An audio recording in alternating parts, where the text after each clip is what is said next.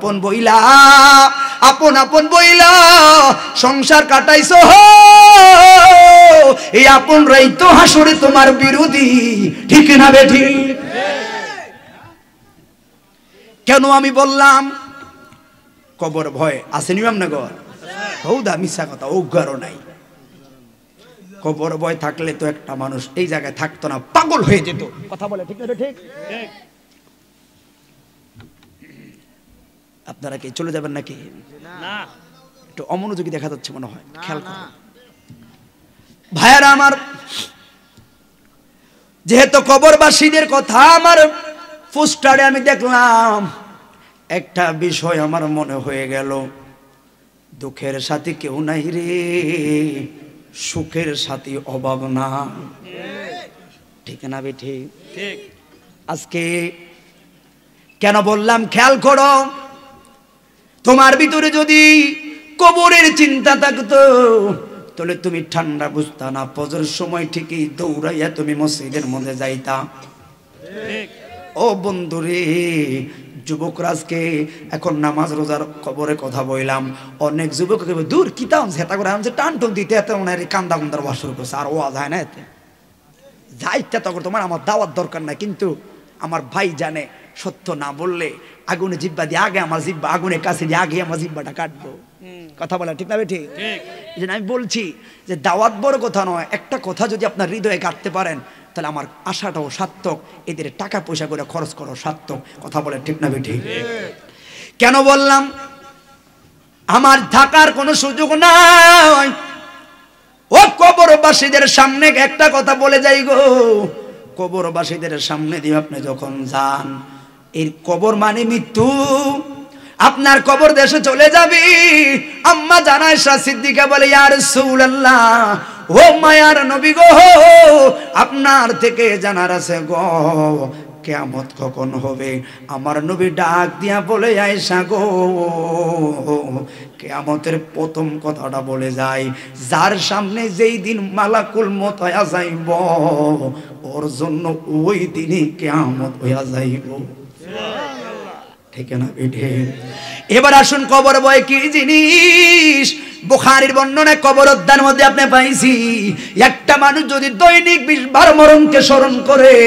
ওই লোকটা একটা শহীদের মর্যাদা পায় ঠিক বন্ধুরে ওই মরণকে স্মরণ করিয়া যদি বন্দেগী করো তাহলে তোমার দাম কি কমবো না আরো বাড়বো কথা বলেন কমবো না বাড়বো আমার নবীজি আমার নূরের নবী মা বোনরা আছেন মা বোনদেরকে আমি কথাগুলো বলে যাই মা 10 জন সাহাবীকে আমার নবী ডাইরেক্ট জান্নাতের লাইসেন্স দিয়েছে কয়জন 10 জন সাহাবী জান্নাতের লাইসেন্স দিল এর মধ্যে 3 নাম্বার টিকেটটা পাইল হযরত ওসমান নুরাইন শুধু টিকেট নিরে নবীর 2টা মেয়েকে বিয়া করল এই জন্য নুরাইন হইয়া গেছে খেয়াল করো রে করবার বন্ধু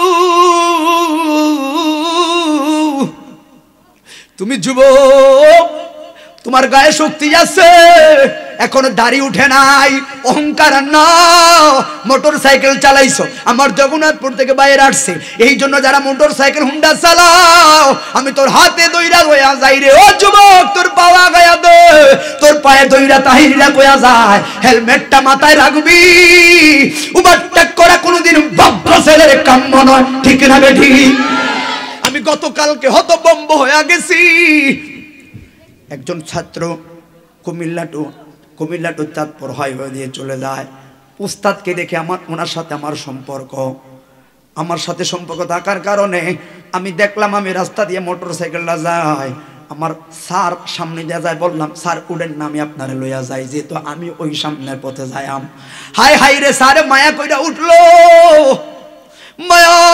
উঠলো রে কিন্তু করুন 2 কিলোমিটার সামনে না যাইতে ক্রসিং এর মধ্যে ধাক্কা খাইয়া শরীরটা পুরা ঠিক ছাত্র শিক্ষক একদিকে পড়ে গেছে আর ঠিক মাথার উপর দিয়া বগদাদ গাড়িটা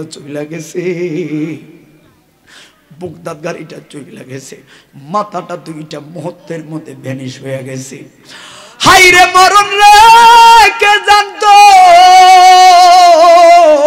এই জন্য বলি যুবক, আজকে কেন তুমি শুকর আদায় করো না? তুমি মনকাশা দাগনবাড়ির মাহফিল আইছো, তোমার মতো কত যুবক ব্রাহ্মণবাড়িয়া মেডিকেল কলেজে মৃত্যুর সঙ্গে পাঞ্জা লড়ে রে, ঠিক না রে ঠিক? তোমার মতো কত যুবক কুমিল্লার কুসাতুলি হাসপাতালে মৃত্যুর সঙ্গে পাঞ্জা লড়ে, ঢাকা মেডিকেল কলেজে লড়ে। এই জন্য বলি রে, যারা মোটর সাইকেল চালাইবা মাথা ঠিক করে হুন্ডাটা চালাইও, কারণ 20 বারে বুড়া মুরব্বী হইয়া গেলে, বুড়া হইয়া মারা গেলে দুঃখ লাগে না রে, এটা তো এমনি মরা যাবে, বয়স হইয়া গেছে। কিন্তু তোমার মতো 20 বছর 30 বছরের যুবক যদি মইরা যায়, মা বাবা কলিজা সামলাইতে পারে না, কারণ তোমার আমার প্রতি হাজার হাজার স্বপ্ন আমার মা বাবার লুকাইয়া ছিল, ঠিক না বেঠে? এই জন্য ভাই আমি পয়েন্টে কথা বলে যাই, খেয়াল করবেন। ওসমান জি নুরাইন তাহলে জান্নাতের লাইসেন্স পাইলো, সন্দেহ আছে? সন্দেহ থাকলে কি ঈমান থাকবো? বুখারীর বর্ণনা বলে যায়, সব সময় খবর কি জিনিস, জোহর নামাজের সময় মসজিদে যায় গো, জোহরের নামাজ পড়া ওসমান জি নুরাইন বাড়িতে আইসা শুধু চোখের পানি ফালাইয়া কান্ত, চোখের পানি ফালাইয়া কান্ত। হায় হায় রে, চোখের পানি ফালানো দেখা বিবিরাও মাঝে মধ্যে বিরক্ত হইয়া যাইত। ওই কুলসুমে ডাক দিয়া বলছে, স্বামী গো আপনি কেন দৈনিক চোখের পানি ফালাইয়া কান্দিন? কেউ কি মারলনি কয় না, কেউ কি আপনার মনে কষ্ট দিছিনি কয় না। স্বামী রে, আমরা কি আপনার মনে কোনো ব্যথা দিছিনি কয় না। এ স্বামী গো তাহলে চোখের পানি ফালাইয়া কান্দো কেন? ওসমান বলে, বিবি রে তোর কাছে কইলেও তো সমাধান নাই রে। এই মহিলা দৌড়াইয়া আমার নবীর দরবারে গেছে রে, আমার নবীর কাছে গেল, ডাক দিয়া বলল, ইয়া রাসূলুল্লাহ, ইয়া হাবিবাল্লাহ, নবীজি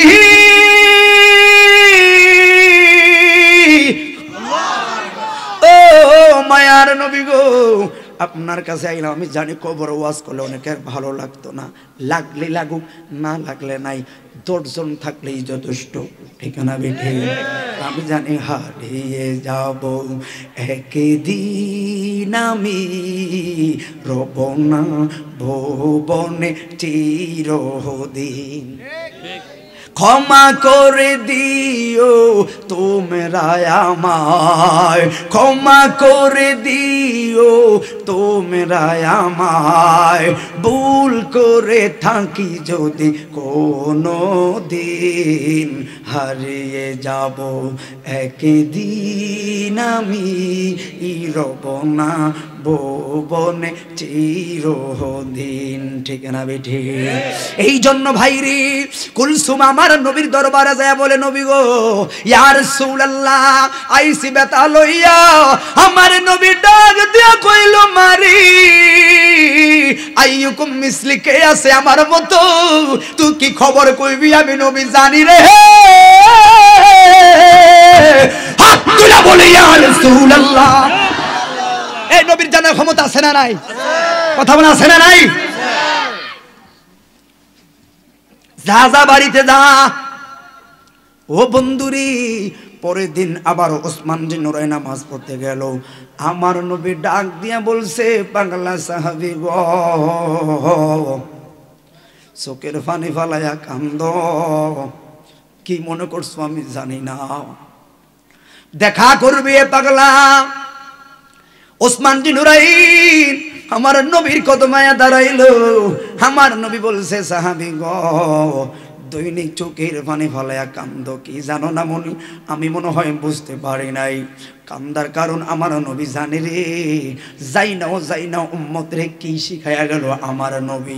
আর ওসমান হলো জান্নাতি। আমার নবী বলে, ওমর ওসমান রে জান্নাতের লাইসেন্স পায় ও বুঝি তোর কান্না হইল। তাহলে আমি দাগন বাড়ি আমি মন কাশিয়া করবার পাগলারা, আমার গতি কি রে, আমার গতি কি? এই জন্য বলি একটা কথা মেমোরিতে শুধু রাখবা, এই একটা কথাও যদি মেমোরিতে তোমার প্রকাশ করে তাদের সকল মেহনতগুলো সফল হবে। এই পাগলা কয় নবী গো, ও মায়ার নবীজি, আপনি আমার জান্নাতের লাইসেন্স দিলেন, আপনি বলেন না আমি ওসমানের পজিশন কি? আমার নবী বলছে সাহাবী রে তুই জান্নাতি, জান্নাতুল ফেরদাউস। এও নবী গো আরো জানা লাগবো। কই শুধু জান্নাতুল ফেরদাউস না রে, তোরা আমার কাছে কাছে আমার হৃদয়ে থাকবি। পাগলা কয় নবী গো আবার বলেন, আমার নবীকে জান্নাতুল ফেরদাউসে থাকবি থাকবি থাকবি, আমার হৃদয়ের কাছাকাছি তোরা থাকবি। এই পাগলা কয় নবী গো এটা তো হাসরের হিসাব গো। ও মায়ার নবীজি, আমি উসমান জিন্নুরাইন যখন নামাজ পড়া বাড়ি দিকে যাই গো, আমার হাতের বাম পাশে একটা বিশাল কবরস্থান দেখা যায় গো। আজকে মাহফিলে আসার পথে এই জন্য বলি যুবক, কবরস্থান দেখলে কেন তোমার মনে হয় না আজকে যারা অন্ধকার কবরে শুয়ে আসিনি এরাও তো এক সময় দাগুন বাড়ির মানুষ ছিল, এরাও তো মন কাশিয়া কসবার মানুষ ছিল। আজকে লন্ডন, প্যারিস, ইটালিতে মানুষ থাকলে সেকেন্ডে সেকেন্ডে খবর লওয়া যায়, কিন্তু বাড়ির কাছে বাঁশ গাছের নিচে আমার মা আমার বাবা শুয়ে রইছে, একটুর পরিমাণ খবর নাই রে। পৌষ মাস মাঘ মাস যায়, একটু ঠান্ডা লাগলে তুমি কম্বল গায়ে দিছো, তোমার মারে যে রাইখা আইছো, তোমার বাবারে যে কবর রাইখা আইছো। কি বুঝো নাই, কি বুঝো নাই আমার মা আমার বাবা তোমার জন্য কি করলো? শুক্রবার একটা দিনও তুমি মার কবরের সামনে বাবার কবরের সামনে যাইতে পারো না। কতটা পাথর তোমার হৃদয় হয়ে গেছে, ঠিক না বেঠে? মনে রাখবা কামাতা দিনু তো দান, যা করবা তাই তোমার জন্য অপেক্ষা করছে, ঠিক না বেঠে? ভাইয়ারা আমার, ওসমান জিন্নুরাইন বলে ইয়া রাসূলুল্লাহ আপনার ফয়সালা হাসুরি, আপনার ফয়সালা হলো কবরে জান্নাতে গো। বাড়ি দিকে যেই মাত্র যাই গো, আমার হাতের বাম পাশে একটা বিশাল কবর দেখা যায়। এই কবরস্থানগুলো